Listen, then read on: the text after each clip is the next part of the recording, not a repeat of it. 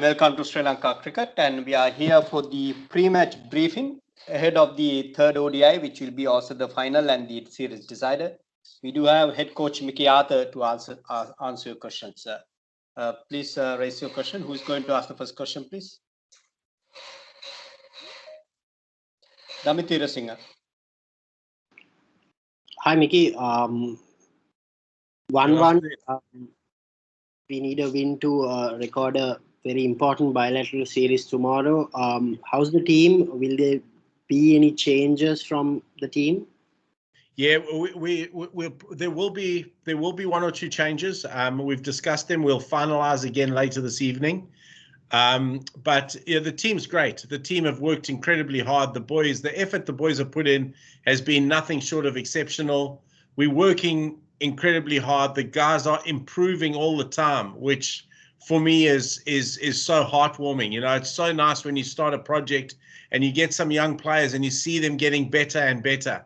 That really makes it so rewarding and worthwhile. So yes, we're really hoping that we can pull it out tomorrow and we can get that elusive series win, because it'll just kickstart this group so nicely. It'll just give us so much confidence going forward. Sadi Taufik, please. Mickey, what's your take on South Africa playing our spinners so well, so up to now in this series, and what is that Sri Lanka needs to do tomorrow to make it win this tomorrow's game? Yeah, it doesn't surprise me that they've played our spinners very well.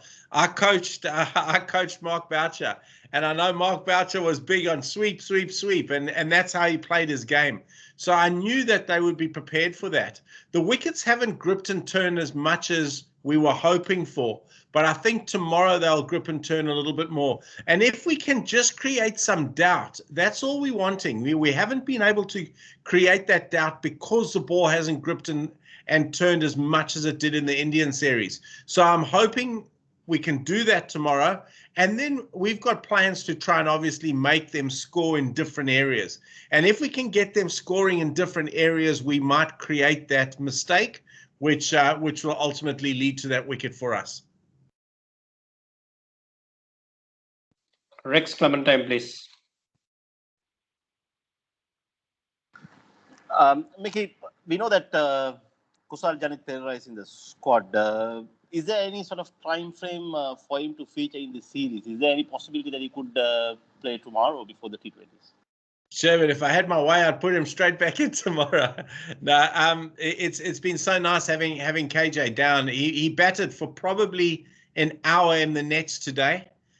He's hitting the ball extremely well. He's obviously just short of where he needs to be in terms of his return to play protocols.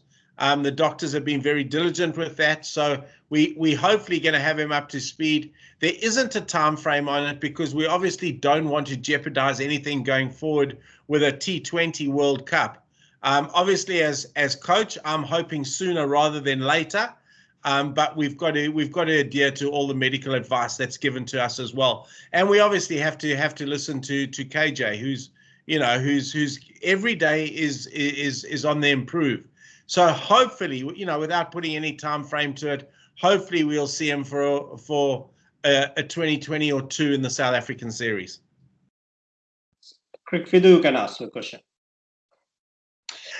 Hi, Mickey. We saw in last two matches defensive bowling attack. They scored a lot of singles in last match. They scored 124 singles and only 115 dot balls. So our bowlers didn't invite them to play some risky shots, and we saw it's just a very defensive bowling attack. How do you think about that, and what will going tomorrow?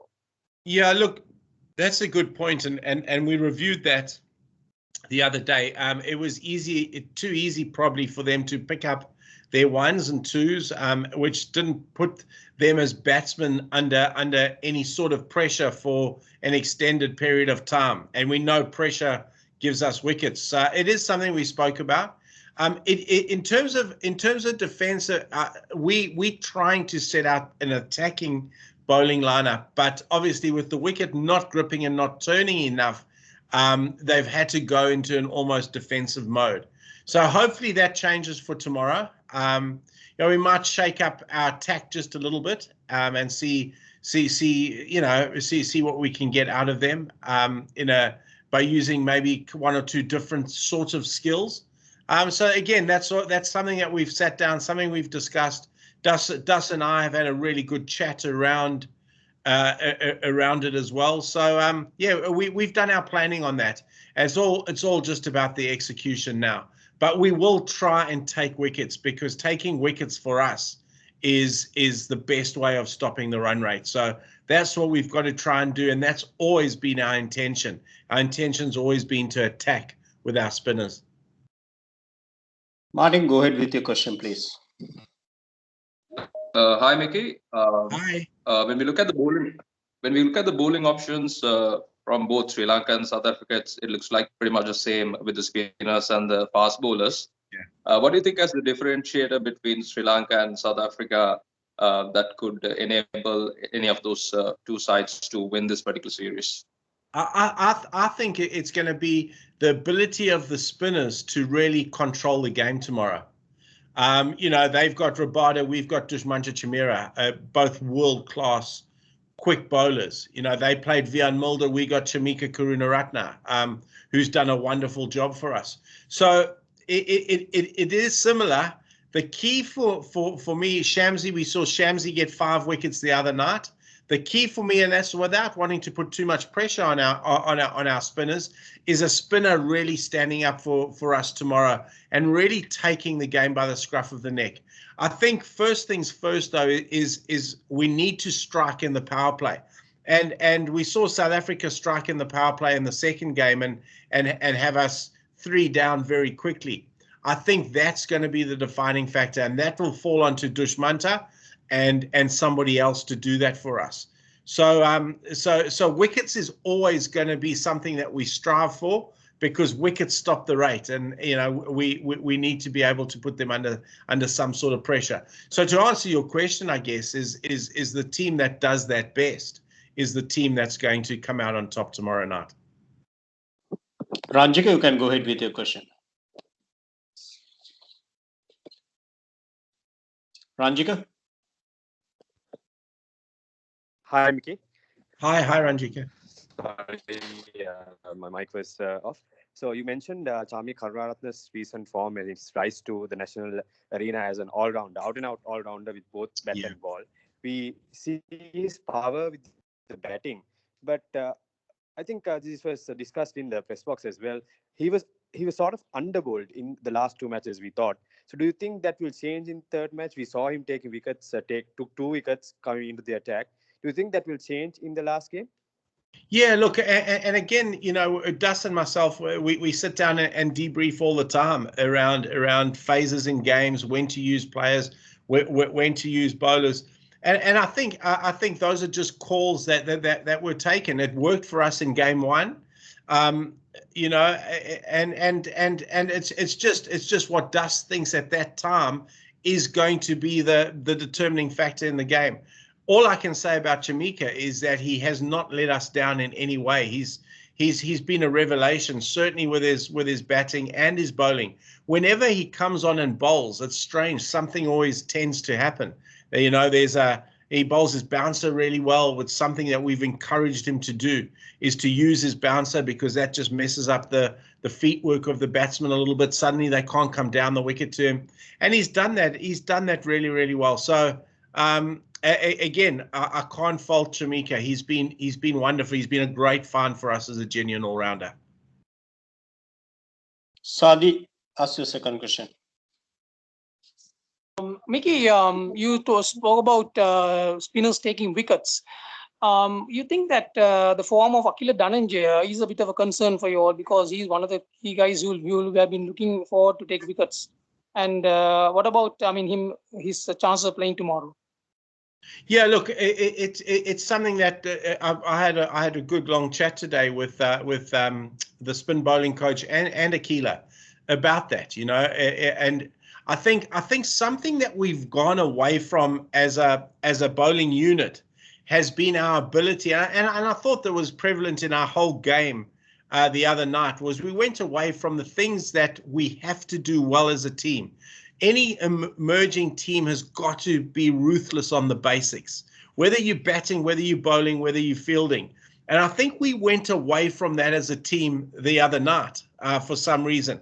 I think Aquila's trying too many different things, and he's not the only one. I think a lot of our bowlers and batsmen tried too many different things when they were under pressure, instead of going back to their roots, going back to their core basics, which have worked for them. So our messaging around that today was around going back to your basics, and certainly that was part of the conversation with Aquila today.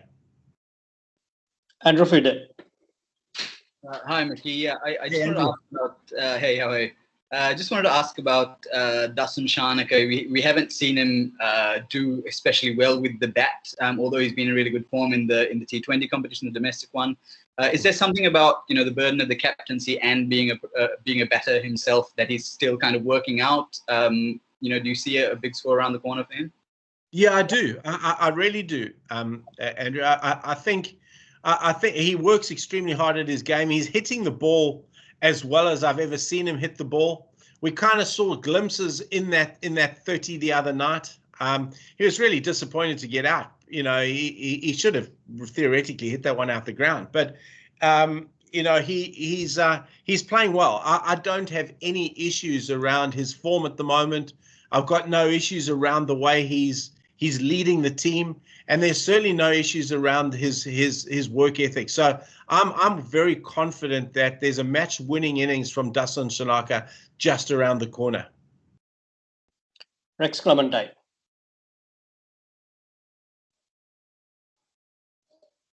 Rex, I will.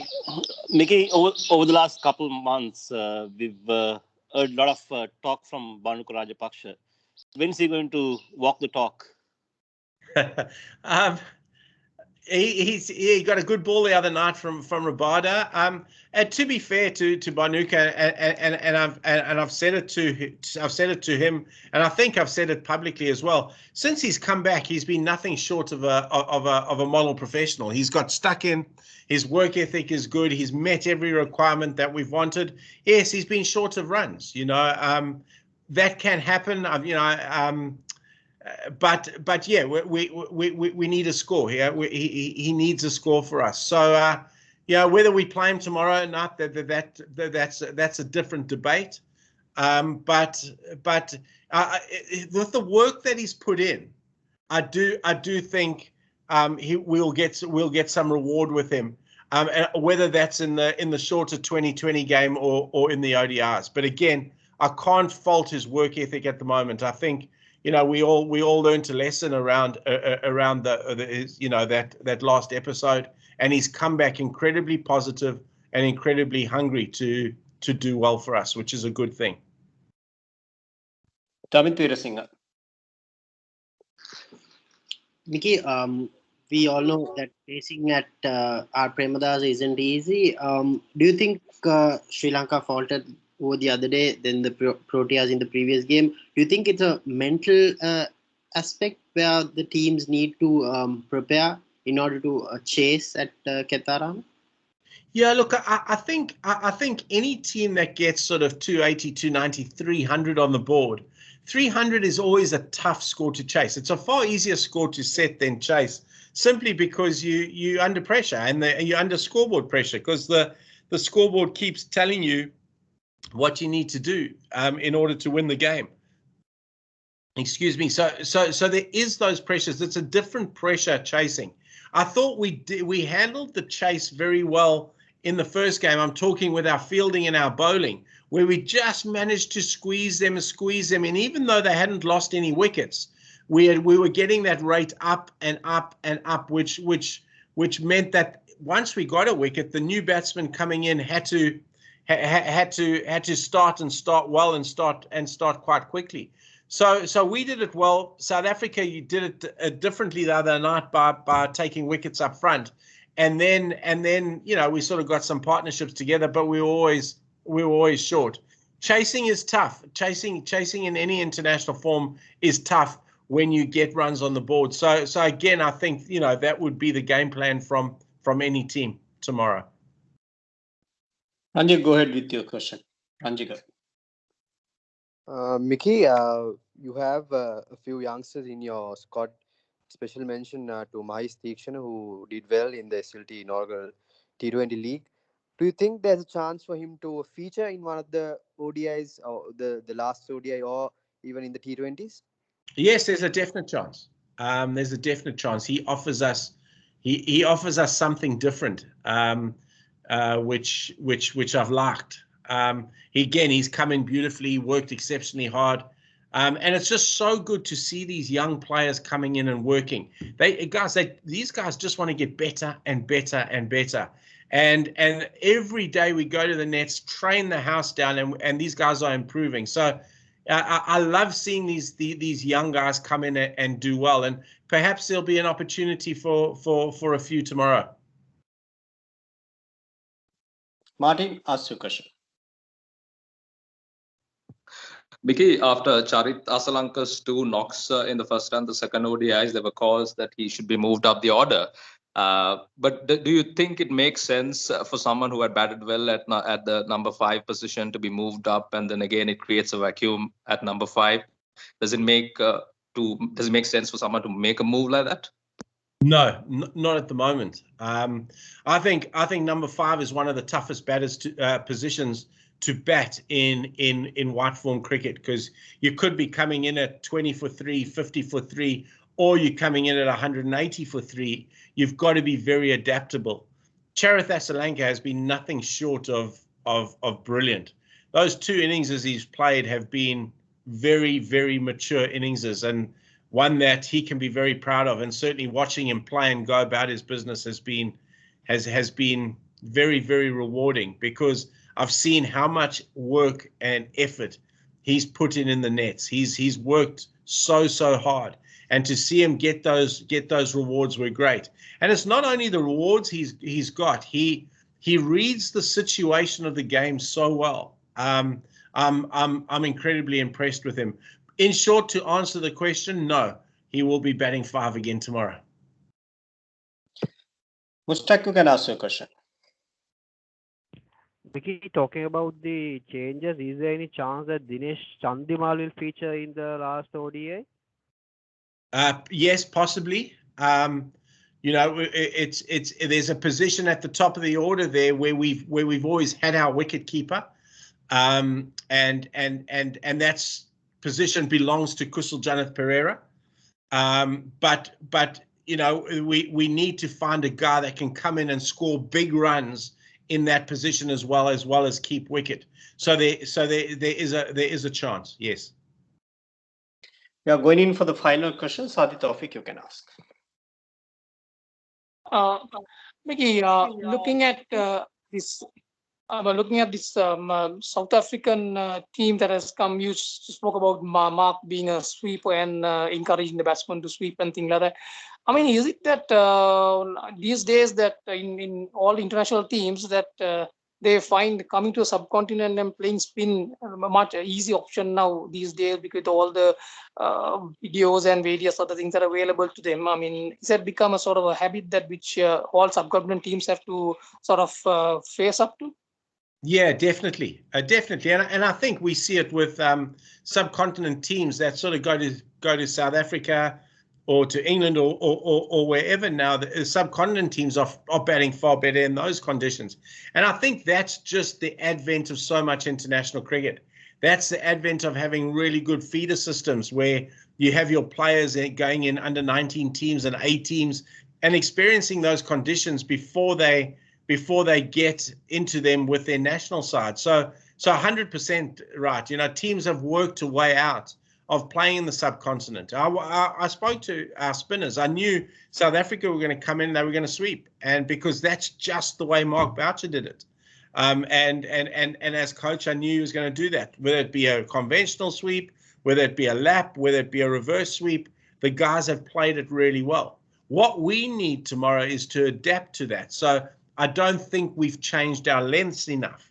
You know, we talk about bowling our stock ball more, and we went away from those basics. We went away from those basics because the South African batsmen have put some pressure on us by sweeping. So for us now, we've got to be able to navigate our lengths, whether that's a little fuller, whether it's a little